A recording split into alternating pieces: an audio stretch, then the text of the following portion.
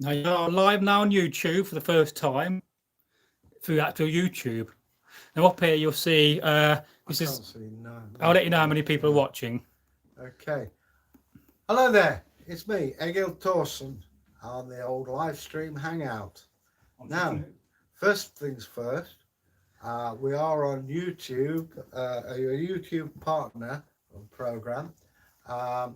You know what that means, I don't, but yeah, we've got it simply because you guys have supported us, and we thank you, thank you, thank you. I'm going to talk to you about Sutton Hoo. Those of you who are regular viewers know that I actually have been to Sutton Hoo as a student, but it's an interesting place, and the first thing people ask is who was buried there.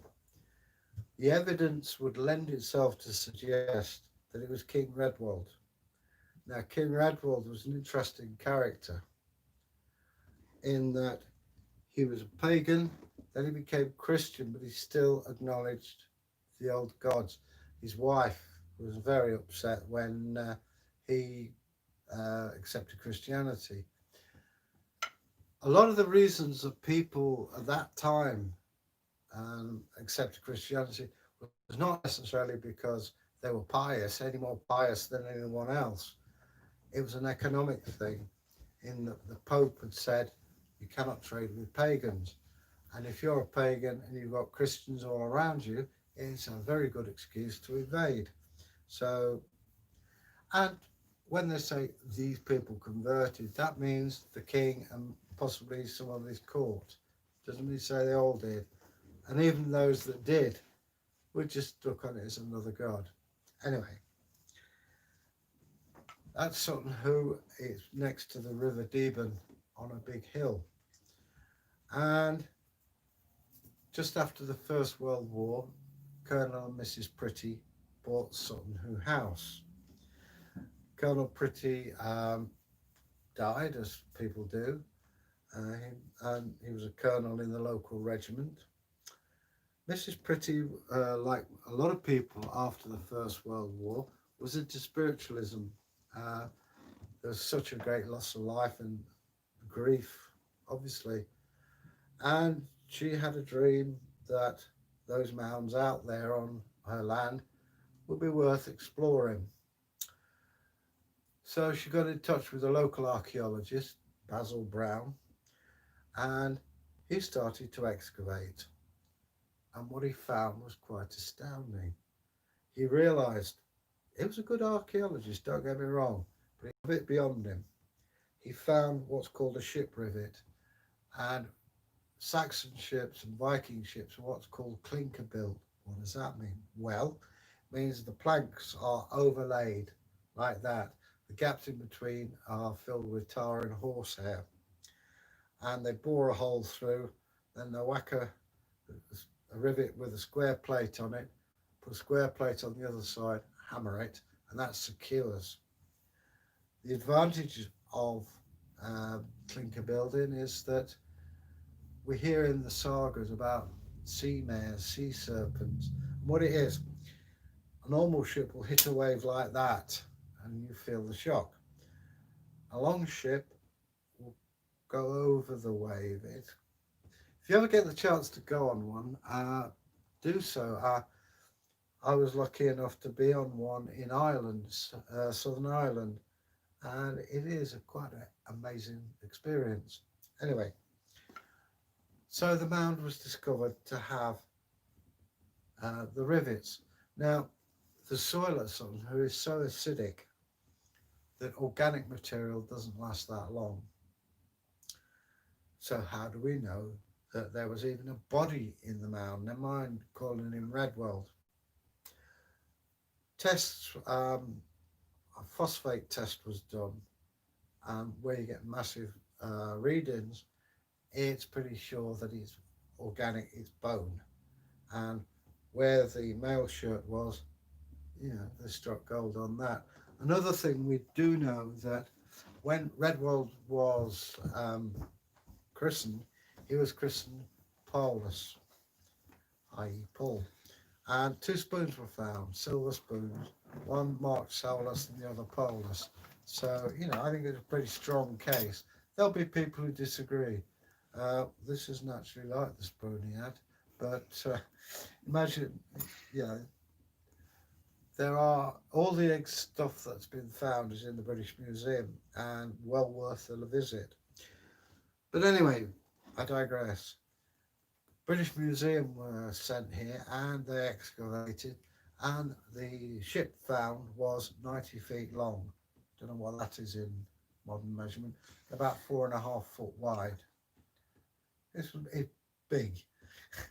And the ship itself had a burial chamber, and in there was all manner of great stuff. The sad thing is the stuff that didn't survive. But we're still answering, trying to answer questions after all this time. So answerable, others aren't.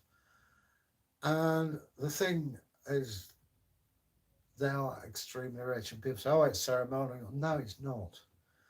And itself was richly decorated with ravens and dragons, showed signs of combat. The whole thing is, look at me, I'm wealthy. Things like the helmet, that's amazing. One of the eyes has got gold leaf behind the garnet so that when you're in candlelight, it flashes. And maybe it is representative of the god Odin. Adverts. Oh, right. So Bragi's doing stuff with a tablet. I'll pass it over in a minute to you. And he'll pass it over to me in a minute. So, we've got that.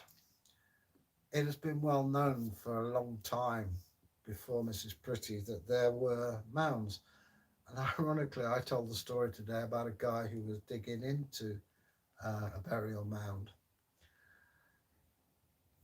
And in the 15th century, Henry VIII sent, for want of a better word, treasure hunters around the country. Kings are perennially short of money. And on the mound that had the ship burial, well, this particular ship burial, the rich one, there was a hole roughly 6 inches deep, and it sunk down. And about a foot or half a metre away from that was the gold belt buckle. Thank goodness he chose that place, because otherwise all that stuff would have gone and we would be so much the poorer for it. This wasn't the first time that mounds were dug into.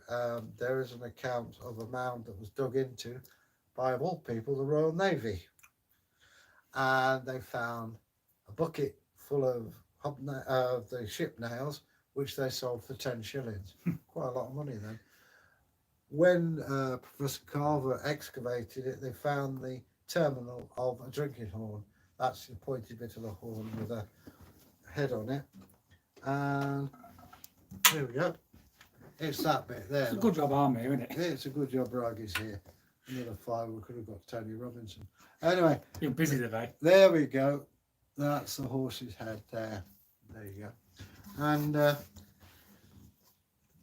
in the mound itself, there's not just weapons, which are an armour.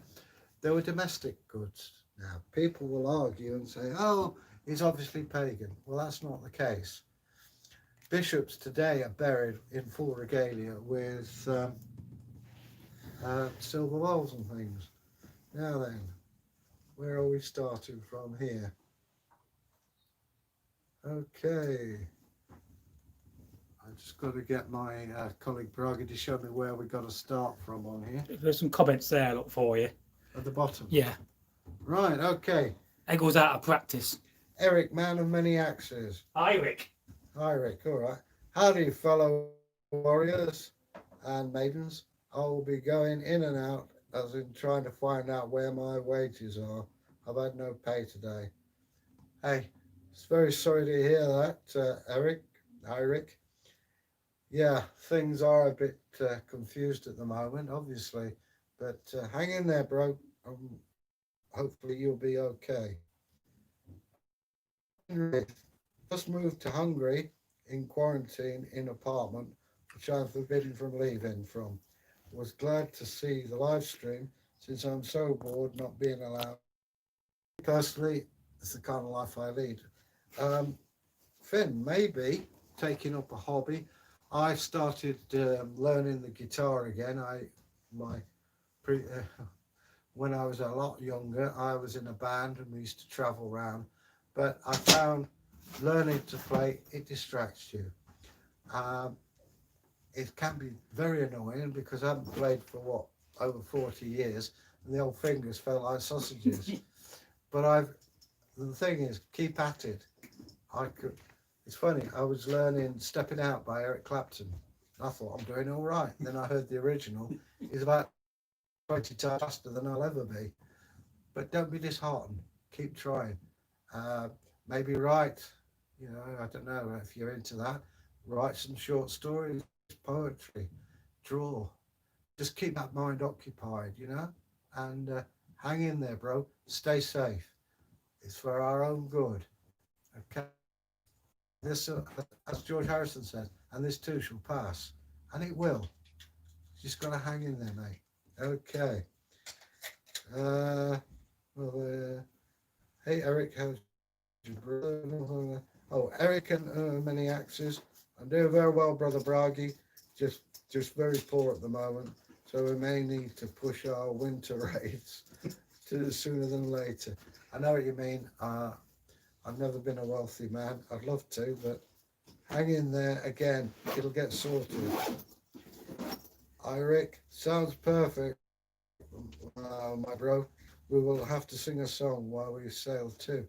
Yeah, have a go at writing your own saga. Just paraphrase your own life. It keeps you in there, mate. The saga of Eric, the man of many axes. They could take your right to wander around, but they can't take your thoughts and your creativity. I know you can do it, man. Hang in there, please. Yeah, we don't want to lose any.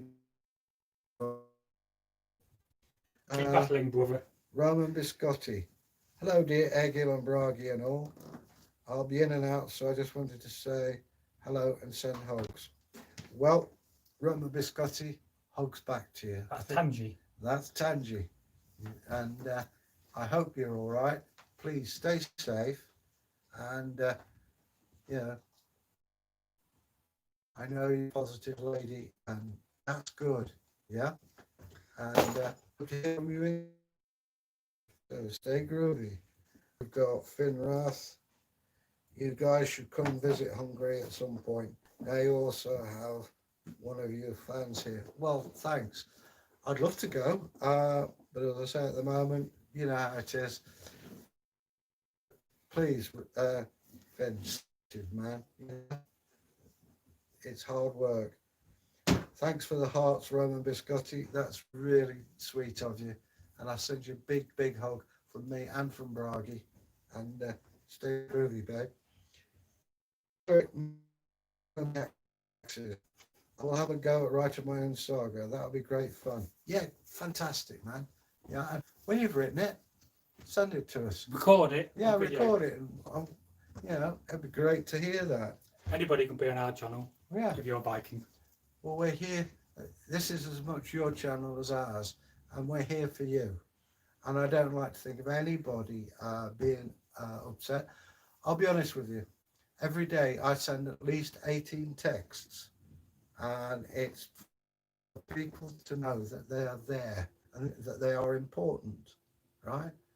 Forget the politics. Everybody's important, and this is. People sometimes get lonely and you imagine things that aren't there. I'm here to say, hey, I'm here for you, bro, sis, and Bragi's the same, We don't want anybody to come off bad from this. We've already lost one of our members. He got... Sagas. Huh? Techno Sagas.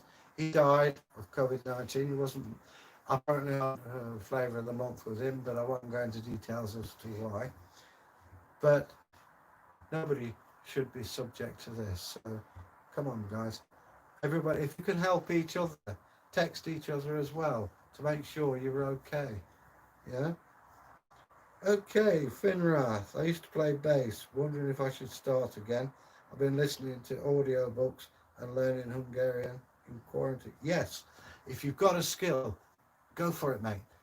Everybody has a skill, and bassists are really, really hard to get.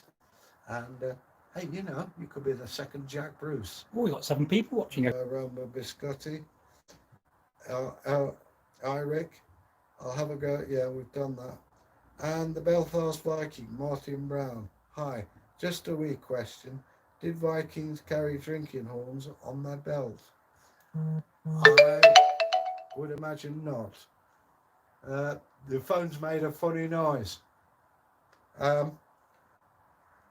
It's one of those things, they probably had a satchel or a bag to carry it in, because if you think you're going on a raid or even just working on a boat, a ship, it would get in the way.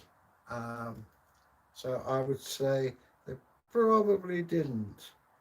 You'll probably find somebody who'll prove me wrong, but thinking about it myself, I've got the drinking, carrying something that size on your belt. So probably not. It's a good question. Because as I say, the thing about drinking horns, once you've filled them up, you can't put them down till you empty them, which is a nice custom. But thanks for that question. Anyway, Belfast Viking, Martin Brown. Have got any more? Thanks. I didn't think so, but you see so many people doing it. Yeah, it always amazes me. I mean, I was in Regular Anglorum, an excellent Viking reenactment group. I think Dark Age is probably better. And I often mused about it that if the people from the period looked at how they would be laughing. And I thought in future years you could imagine people wearing tracksuits and saying, oh no, you've got to have a bowler hat with that. Whatever. It's, as I say, they're improving all the time. And let's think, oh, I've got a cup of coffee coming. So we're doing all right. I'm going to put it there. Yeah, for now. Yeah. I'm going to find you a map. I don't mind devastating. There we go. Very useful man. What kind of music? Hang on. We've got one from Thin here. What kind of music did the Vikings have? Well, from the evidence we found from Jorvik, York in England, was a set of boxwood pipes, a bit like panpipes. We also found one wing whistle in York. Viking bagpipes. Yeah, bagpipes allegedly are there, and of course harps. It's like and made it with a plectrum. There's one at Sutton Hoo. What form that music take, I don't know, because Iban Fredin, who lived with the Vikings, said that their singing was like the baying of dogs. Now, he had a different scale. He was on the Greek scale. If you got a string like that, the next stage was half that, then halved it. So you've got a different sound in the Mediterranean and North Africa than you would say from here. It's not until about the monks came. Even then, early notation is sort of a bit of guesswork. But that's a great question, because, you know, they'd be singing, most all cultures do.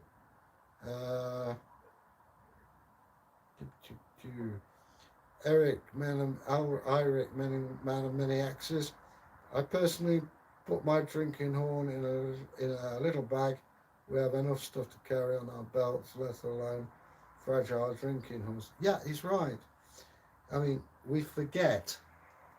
You know, you've got to carry these things. You've got enough. I mean, on my belt, I've got my pouch. I've got a pouch with a fire starter. I've got my eating knife. There's an axe, which I'm not wearing at the moment. Then you put a sword on top of that. You know, it's baldric's a good idea. It stopped your britches falling down. I've had that before now when I was doing reenactment. So yeah, Rona Biscotti, bad connection? 2 question marks. I don't know whether you've got the bad connection or we have. It seems to be okay here, so maybe check your end as well. But please, want to hear from you, darling. Yeah, it's always good to hear from you. The Belfast Viking, Martin Brown. I'm too cheap. I just carry a wooden cop. And I just watched a video on a set of Viking panpipes, but was damaged. Yeah, you're right there, Martin. The pipes we found, we've got a chunk out of it, but I mean, they've been there over 1,000 years. And at one time, at the Jorvik shop, you could buy a set of pipes. They used to have some really good stuff. I mean, obviously now things aren't as they should be, but you could buy the pipes. My Taurus hammer actually came from Jorvik. I bought it to celebrate with, it was the official time me and my girlfriend got started in a relationship. But that's neither here nor there, I guess. Currently, the Belfast Viking Martin Brown also has bad connection here. Bragi's disappeared, so I can't do anything. Eirik, man of many axes. The best possible Norse music in modern times is Wardunner, as they utilise what they have back in the day, but they themselves say it's only speculation. Bragi, we're getting a couple saying it's bad connection. I don't know what we can do about that. It's probably the time of the day. Well, I don't know if you heard that. Bragi says it's probably the time of day, but keep trying, please. Belfast Viking here, yeah, it's the same pipes. And Finn Red says, did Vikings have entertainment? They built fancy colosseums down in Rome. Did they have any sort of entertainment in Northern Europe? Well, yes. Good question. Yeah, I mean, it is a good question. I mean, we talk about, you know, they're in the mead halls. We used to have, with the reenacting, some very good entertainment. We had a good feast. And you get people going up doing poems. There'd be Catch the Weasel, which was sort of tying a tail around there and running around. It's all right, Bragi's talking to me. Tidying up, so he says. But yeah, I mean, they have drinking games. This is where the Yard of Ale comes from in our Leg wrestling. Leg wrestling, which is where you get two people on the back, they hook the legs and you have to try and flip them. And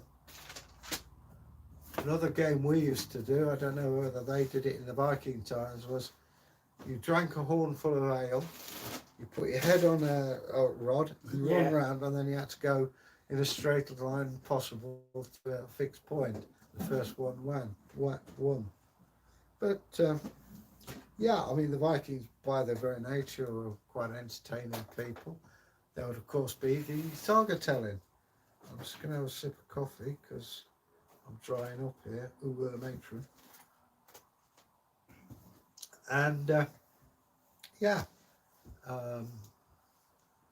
many of the games today, I'm sure, probably descended from this time. So we've, yeah, the Colosseum is funny actually.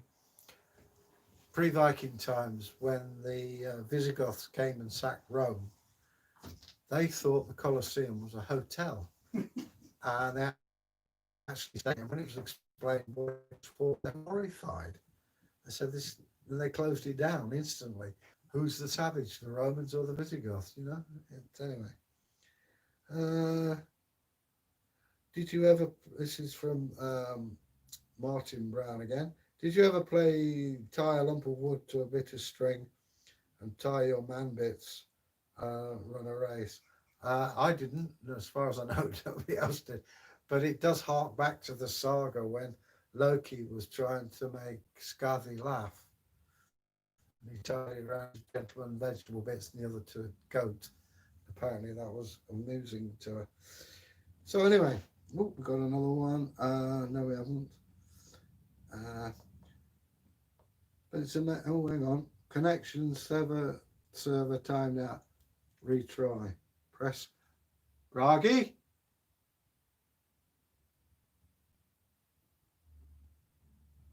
It's cut out. It just says retry. Right, let's have a look. The connection server timed out. Well, on your tablet. Right, yeah. I've sort that. So anyway, if anybody's out there, we'll get back to Sutton Hoo while Bragi sorts out the techno bits. Just going to get a hammer. Just going to get a hammer and a chainsaw.